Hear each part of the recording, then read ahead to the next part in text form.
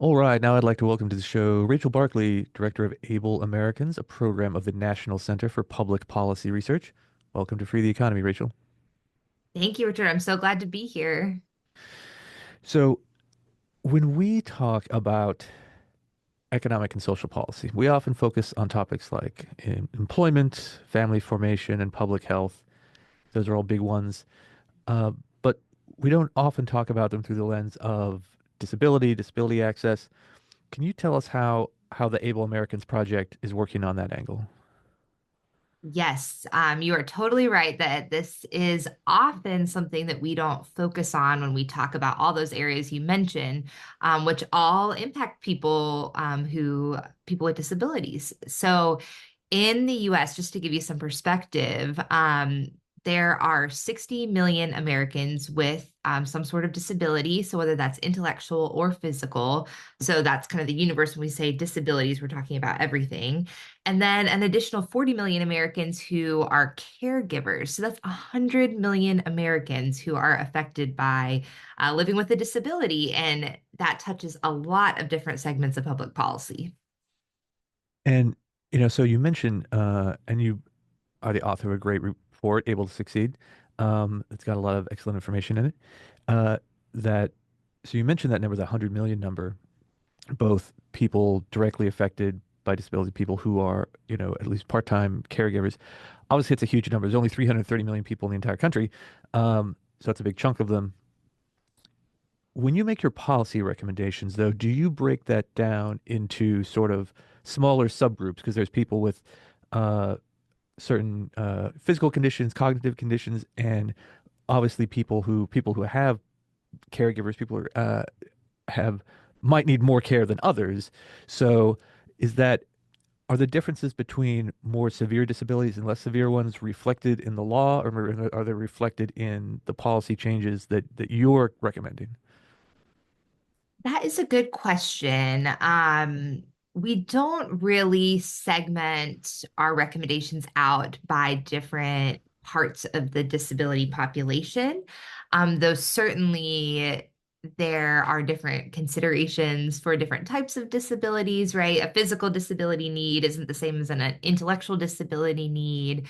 But within every public policy, there are those different pieces. And part of the Able Americans project we have is called Project Access. You can go to myprojectaccess.org, and you have the ability to look at different federal agencies and what they programs and policies provided to different types of disabilities, and you can sort it by that. So certainly the government has different policies for, let's say, a blind individual versus an individual who's a wheelchair user, et cetera. Hmm. Right. And I guess again, sort of big picture here when it comes to government policies, how much of the problems that you think need to be solved, how much of them have to do with government agencies not doing enough or not having enough resources, and how much of it is government agencies trying to do too much or getting in the way of solutions? Yeah, I kind of segment the problems into a couple different areas. One, so the history of disability policy and treatment under the law in this country, there's a pretty shady past that hasn't lived up to our American founding promise. So you go to the early 1900s, and there are policies of eugenics that are reflected into state level policies, for example, that allowed, and the Supreme Court upheld this, that allowed forced sterilization of individuals with disabilities. I mean, we can't even imagine that today. It's so reprehensible. But that was upheld by the US Supreme Court, right? So we have this question of equality under the law, where certainly I think there is a role for the federal government to come in and make sure there is equal access, equal opportunity to the pursuit of happiness under the law. I also think that in this kind of Declaration of Independence spirit of this, right to the pursuit of happiness, there is this question of the social safety net's role. And I think most of us can agree that there is a role for a social safety net for people with disabilities where civil society isn't picking up, the healthcare issues, other issues. So I think that this is one population where there is a role for a social safety net. Um, Unfortunately, the federal government isn't doing the best job at getting outcomes through that social safety net. And so I think in that regard, we need to look for outcomes, metrics to make sure that these programs are actually serving people. Yeah, I mean, I think that's an excellent point where a lot of times the argument is about more funding versus less funding, whereas some of the people I've talked to here on the show, including just recently, Scott Winship of AEI, has talked about maybe better funding or smarter programs and smarter administration at any level of funding, whether it's more or less, maybe doing more with what doing uh, smarter administration. What we have is a good idea. And speaking of that, that brings me to a kind of unusual kind of high profile story that popped up, at least here in DC. The Washington Post has reported for the past like year or two over a series of developments that when it comes to the Social Security Administration's disability program, um, that they have this process where if you apply for supplemental Social Security income because of a disability, they will decide whether they should approve you or not. The question is whether you can be out there doing a job and making your own living or not. And so they have this master index of jobs, sort of all the jobs that you can do. It's sort of like a uh, one of those like educational morning programming. And if there was a job on the list that they thought you could do that they wouldn't give you your disability income because they could say you should be out doing X, Y, and Z job. But what people noticed over the years is that the list of jobs was laughably out of date. And so there were jobs that had been automated away decades ago. They were telling people they should go out and be like pneumatic tube operators, right? And we haven't had pneumatic tubes in offices in 50 years. Um, and so this became, kind of a scandal. A lot of people were getting their disability claims denied because they were being told they should do a job that hadn't existed for 40 years. And the government bureaucracy here was so sort of sludgy and slow. It was 50 years out of date, which seems like it kind of blows your mind, right? A technology company that was 50 years out of date wouldn't still be in existence, but of course, uh, the federal government never goes away. So, you know, I don't know if there's a solution to that besides the solution that we had in this case, which is someone makes a big deal about it, and then a member of Congress hears about it, and they hold a hearing, and they ask the Social Security Administrator, "What the hell heck is up with your organization?" But have you seen situations like that where it's just like policy is just sort of, even if it was maybe well intentioned to start with, has gotten so out of touch or out of date that it doesn't serve its purpose Oh, anymore? absolutely. I think that story is indicative of most of the programs that serve people with disabilities. And so, yes, I mean that's something that we recommend in the report is updating that list. But you look at Medicaid statute signed in the 60s that still applies today. Um, so just, the history of disability policy, the Americans with Disability Act was signed in 1990, bipartisan, signed by then President H.W. Bush. And that was a huge change culturally. Some people argue about whether it has really helped people with disabilities get in the workforce or not. Regardless, when it comes to civil rights, that was a huge change in how society viewed people with disabilities, the ability, now children with intellectual disabilities are integrated in schools and not put out into their own, separate classrooms or schools often to set them up for integration into society as adults, right? And that is a huge change from what how people with disabilities were viewed. So much has changed. The technology has changed dramatically. So I'm a wheelchair user. I have this wheelchair that won an award a couple years ago for how innovative it was. It's only a 50-pound chair that's motorized. So easy to get in and out of cars, folds up, easy to get it on and off of airplanes. You think about wheelchairs in the early 20th century, you think about It's a Wonderful Life and Mr. Potter's big wooden wheelchair. Think about how Mhm. much that has changed.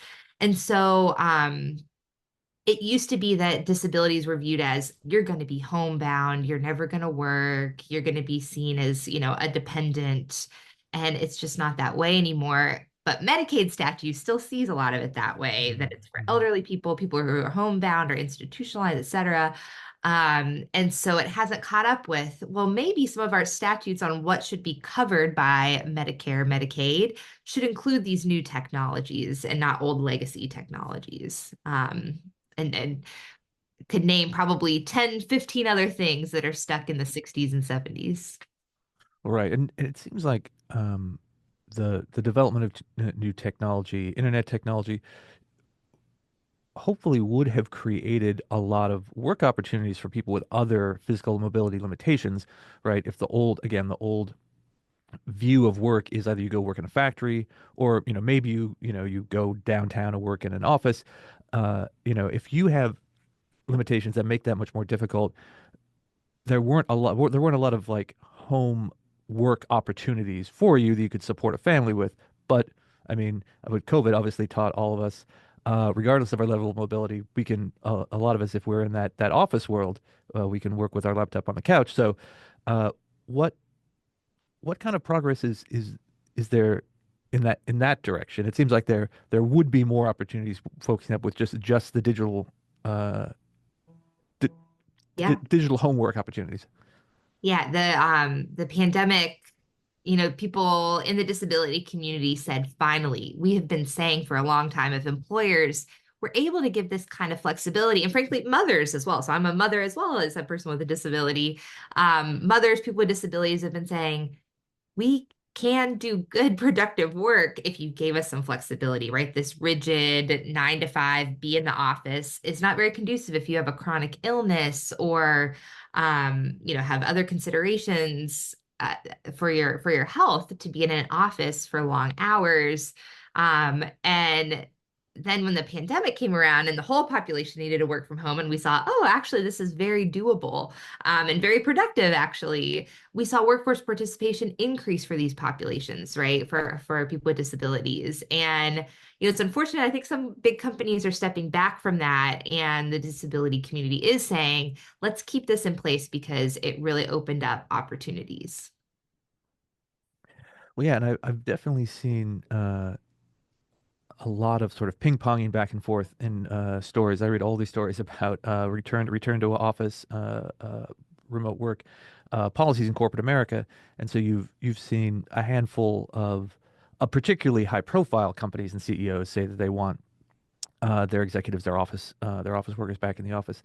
Um, but sometimes that there's a headline there that says CEO announces return to the office, but in the seventh or tenth paragraph, it says, but they also committed to certain flexibility for people with demonstrated needs, or there's so there's been a lot of headline level back to the office stuff, but there's still kind of below the fold, but companies are still building flexibility into it. So it seems to me like we'll have a kind of new equilibrium. Like it's not going to be 2021 anymore, right? Where everyone's at home all the time. And it's not going to be 2019 where there's hardly any flexibility, that there will be a sort of, CEOs kind of want to look like they're like strong leaders, and this seems to be like the thing that like signals strong leadership, Yeah. is telling people, get up off the couch. But there seems to be a lot of realism where they're sort of quietly saying, yes, we'll still make accommodations more than we did in the old days.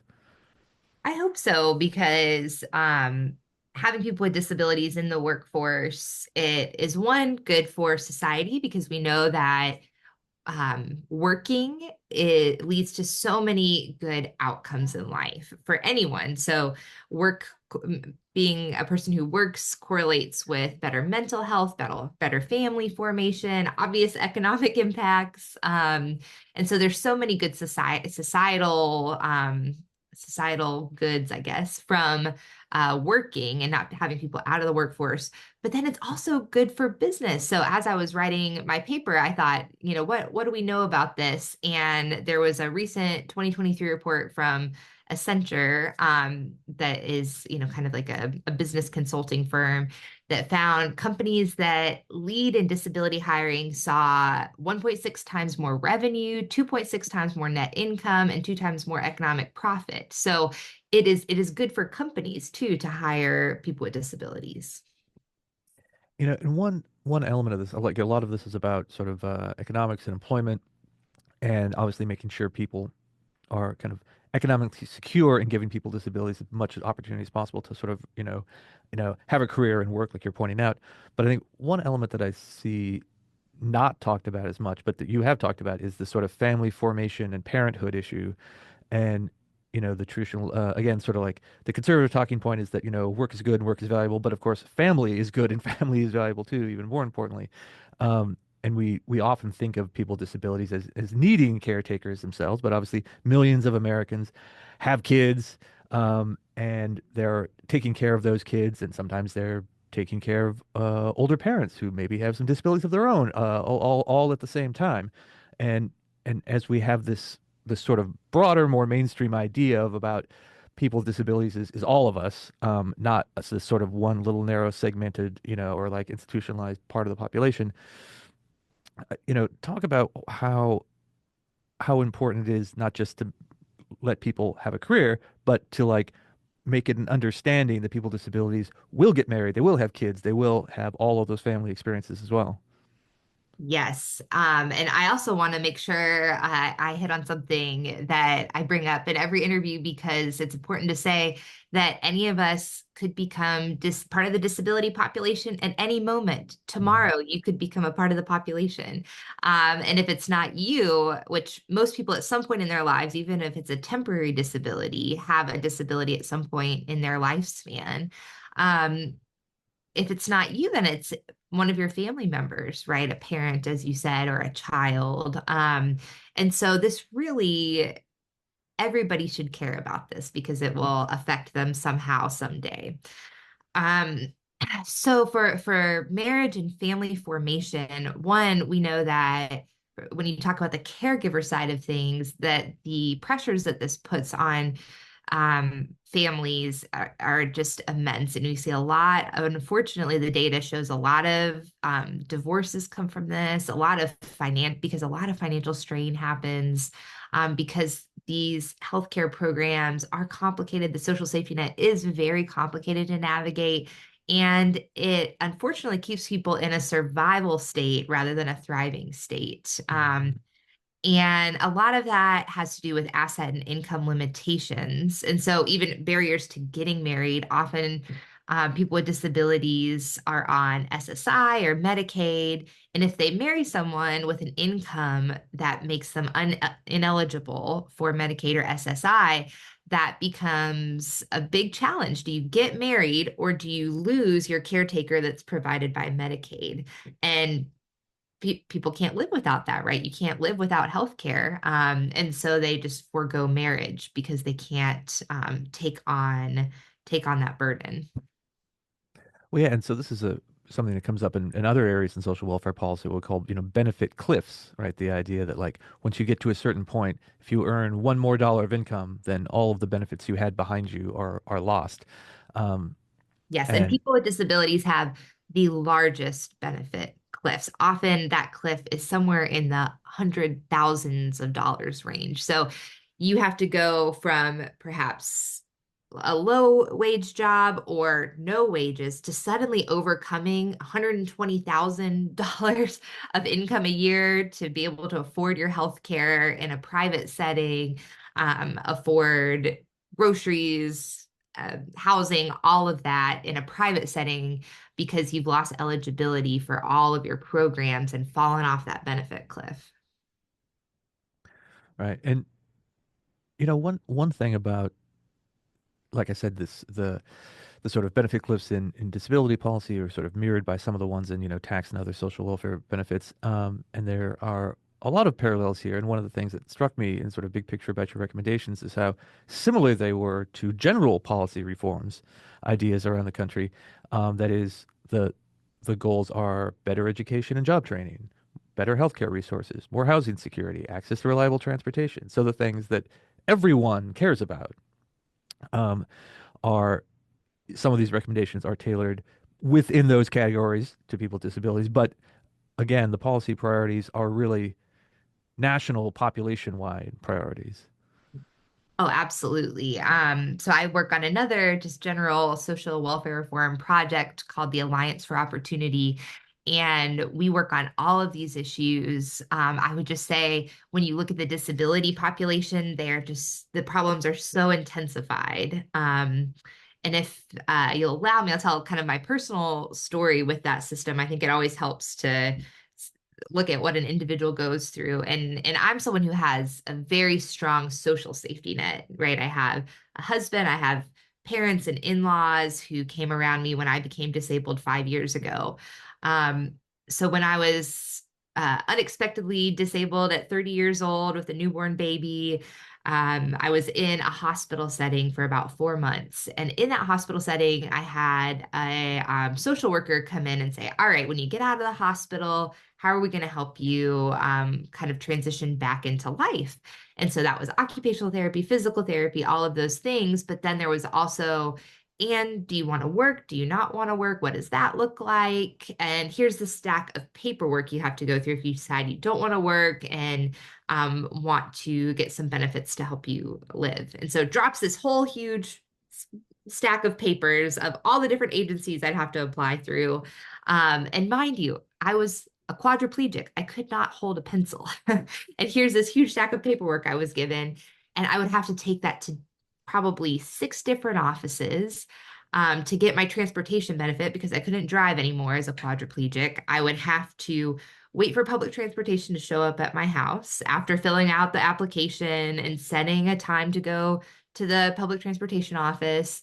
And then I'd have to wait somewhere hour and a half window where that public transportation may or may not show up. They show up, they take me down to the office, I do an interview, they give me my transportation benefit as a disabled person. I get the bus back, and then I have to wait a couple months to get an interview with an office called vocational rehab that would help me with assistance to get back to work, which is the kind of path I chose with the safety net. Um, but I had to do a phone interview, and then I had to do an in-person interview. Again, as a person who now I can't drive, I'm dependent on public transportation, and you see where this is going. And I only Mhm. touch two offices. People Yeah. often have to touch 5 to 7 offices, right, to get their different benefits. Yeah, and so when it comes to again one of these like opportunities for reform, one thing I think we've actually mentioned before on the show, but that I've also read about is that there are some states do a lot of this. You've got federal policy, and then you've got state policy interacting with each other, and that you have states like Utah, for example, that's decided that they wanted to streamline that as much as possible, and so they're trying to create a sort of one office, one door, sort of system where you don't have to go to 5 to 7 um, offices and agencies and departments. What does that look like? Absolutely, yes. This is something I have been working on for a couple of years because Utah is the only state that allows this kind of integration.